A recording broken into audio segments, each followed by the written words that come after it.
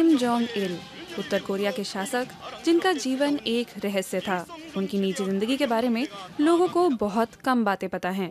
किम की आधिकारिक जीवनी के अनुसार उनका जन्म 1942 में जापान के नियंत्रण वाले कोरिया में एक सैन्य कैंप में हुआ था, जबकि पश्चिमी विशेषज्ञों के मुताबिक किम जोंग इल रूसी सीमा से सटे खाबारोव्स्क में पैदा हुए। 70 के दशक से ही उन्हें पिता किम इल सुंग का उत्तराधिकारी बनने के लिए तैयार किया जाने लगा। 1994 में पिता की मृत्यु के बाद उन्होंने देश की बागडोर संभाली।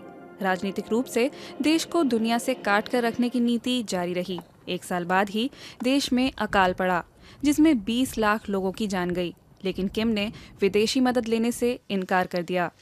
2000 के बाद से उत्तर कोरिया को सावधानी से दुनिया के लिए खोला जाने लगा। तब से उसने अंतर्राष्ट्रीय समुदाय से कटकर रहना बंद कर दिया। जून में पहली बार कोरिया शिखर सम्मेलन हुआ।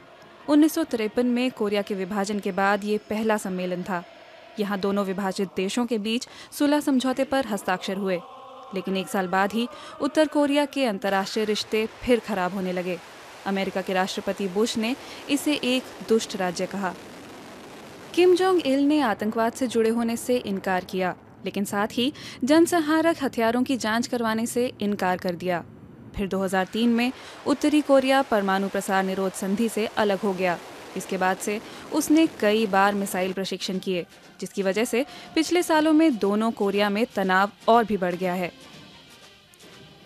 किम जोंग इल को उनके पिता की ही तरह पूजा जाने लगा था। अब उनके उत्तराधिकारी और छोटे बेटे किम जोंग उन को इस तख्त पर बिठा दिया गया है।